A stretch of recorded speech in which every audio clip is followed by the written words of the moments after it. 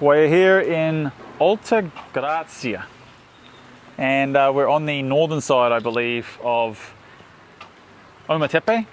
My orientation with where we are on the island, I am not 100% sure. I believe we're probably right up here somewhere. There's the two volcans here. This is Volcan Concepcion and Volcan Madeiras over here. We're kind of just up here in this area. And it's obviously raining. I'm trying to set a fashion trend. This is going to be in soon, so stick with it. We're completely soaked though, so we basically have given up worrying about being dry. Our feet are drenched, we're floating in water. What we've really noticed driving around the island and even from San Juan del Sur out here is with the protests going on right now, if you've been following the news, whether or not it's still going on, hopefully it's not and they've reached a resolution. But there's definitely a big divide in the country right now between those that support the current president, Daniel Ortega, I believe is the president's name, and then those that want a democratic and free Nicaragua, which is represented by the blue and white, which is the Nicaraguan colors, it's their flag colors, and you'll see it, actually you can see it over here on the pole, on like the power pole over here. A lot of graffiti with writing in the form of support for democratic Nicaragua and for Daniel Ortega to leave office. It doesn't sound like that's happening right now. The Sandistas were the original freedom fighters from the 80s that were actually trying to get out of the previous dictator, which kind of ended up with the current president, who was very popular, but as unfortunately in a lot of these countries, changes the rules, stays longer, and extended their terms, made it unlimited terms, put his wife in as the vice president. Not good times. This is heavily student protests. It's the younger generation, it's the students that have been protesting these changes. It really kicked up when he put in some new reforms, basically changing the Social Security, increasing taxes and paying out less Social Security, but at the same time rewarding rich business people, I guess. It's kind of standard in the world, right? Unfortunately. It's really affecting tourism all over Nicaragua. People have been leaving, airlines have cancelled flights. This island is dead compared to what it's usually is. Everywhere we've been, they're very upset about what it's doing to their country and what it's doing to their livelihoods. So hopefully they get it figured out. Right now, you can't there's no gasoline left on this island. So we have a scooter today. The guy that we rented it from has a little backup supply. They were hoping to get gasoline in today. I don't think it's going to happen. We'll see when we get back towards town. But every gas station we've passed so far has been out of petrol, same as on the mainland. They've been getting a lot of their gasoline. People have been bringing it up from Costa Rica to the border and selling it for a crazy, crazy price. This is where a lot of the blue and white is, and you can see it on the walls here, all the graffiti. This is the one we've been seeing a lot, which is 19th of April 2018. And then Hillary will have to explain the actual wording, but Viva Nic Libre, which I think is like Free Nicaragua or a Free Nicaragua. And I'm not 100% sure on what the 19th of April is, but I believe that is around when this all started and possibly was the original protest that saw a lot of kids killed. I think right now we're up to 130 plus people that have been killed.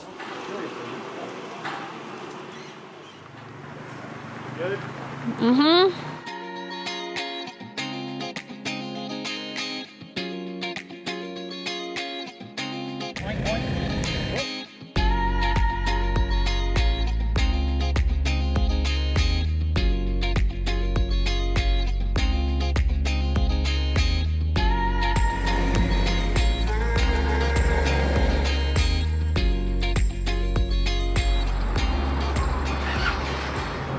Rain hat.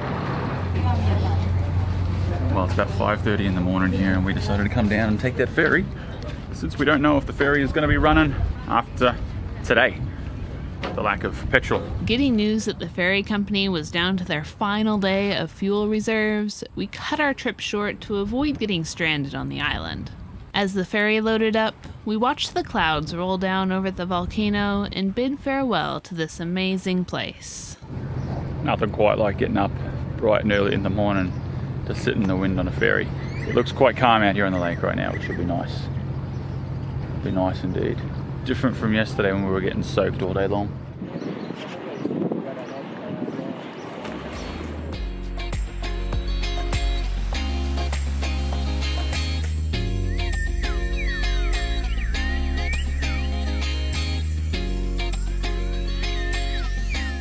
out there once we get out from behind the lee of the island here.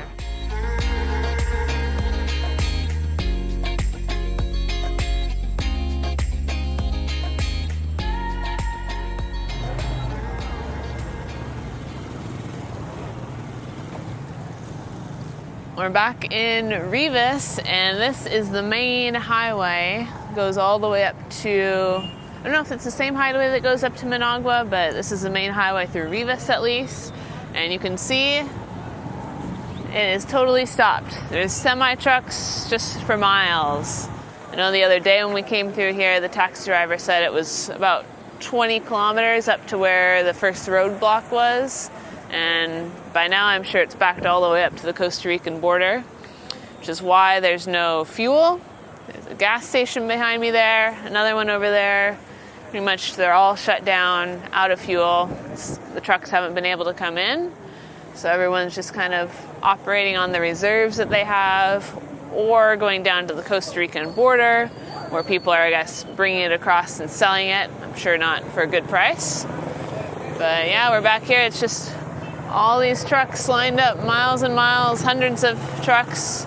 Obviously the cars and the motorbikes are still getting through. I guess the goal of protesters isn't to stop normal people. They want to shut down the city by stopping all the goods coming in, so that's what they've done. One of the most unique things we noticed in Nicaragua was that horse and even ox-drawn carts are still very widely used, both in rural areas and in the city. Bikes, pedicabs, and motorbikes are also common modes of transportation, all of which are much more economical than a car.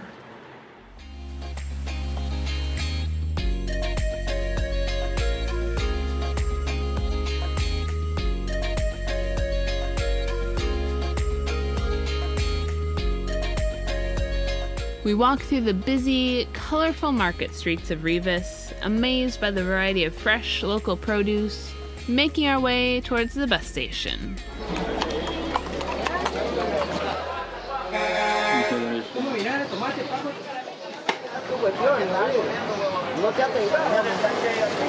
Quick stop here at the tyre shop bus on the way to town to put some air in the tyres, or possibly, I thought I heard a tyre iron, so I think maybe we're changing a tyre. Making our way back to San Juan del Sur, we quickly left the bustle of town and were soon on the back roads. These are very narrow, dirt roads designed for the local horse and ox transport, and it was a tight squeeze on the bus.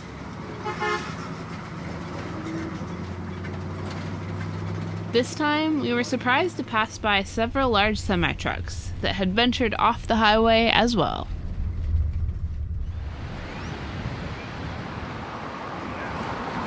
We're on shore here in San Juan del Sur. This place called Hotel Vittoriano. It has the best internet in town that we found. Just setting up for our live stream right now. And I noticed across the street there's a guy in a truck here.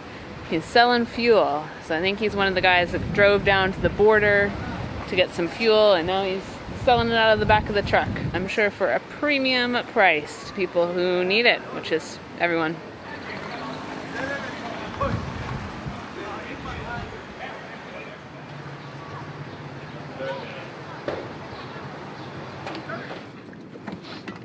I'm going to do a little dive here.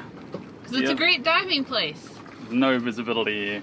None. This is going to be our third time going down here actually. I went down once, Hillary went down once. The visibility looks like it might be a bit better right now, so we're going to try and jump in. We lost our stern anchor the other day when we were stern anchored here in the breeze. Our shackle came off. There's a chain and an anchor down there somewhere.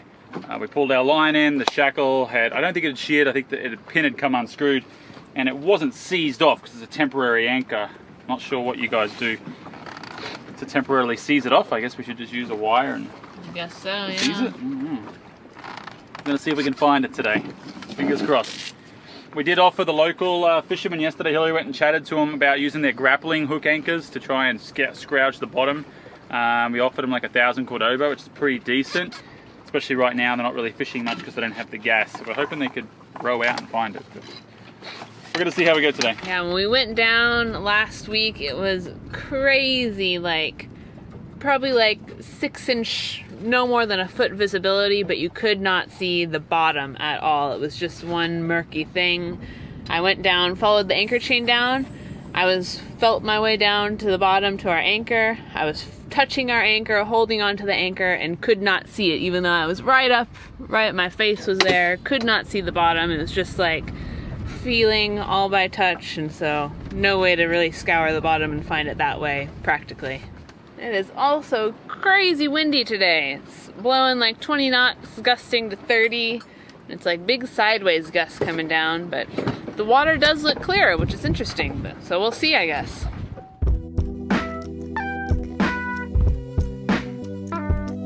Unfortunately, this attempt turned out unsuccessful as well, but we weren't done trying.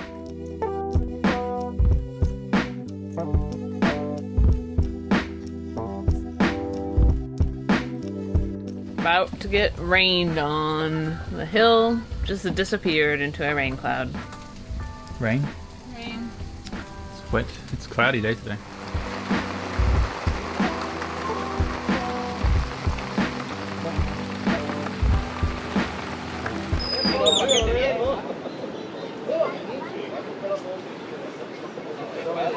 Almost every day, this produce vendor came to set up shop on the side of the road.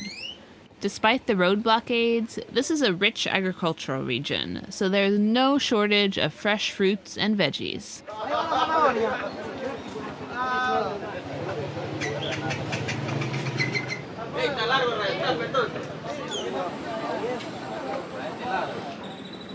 While local produce is still widely available at the markets, the shelves in all of the grocery stores, which normally stock packaged goods, are becoming very bare.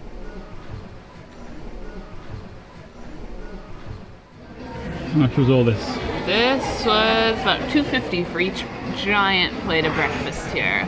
Rice and beans, eggs, plantains, cheese. Delicious. You'd get it probably even cheaper inland. This is a bit more of a tourist area. We're at the Central Market right now, and we hear it's one of the best places to get a nice cheap brekkie. So we came into town for breakfast this morning.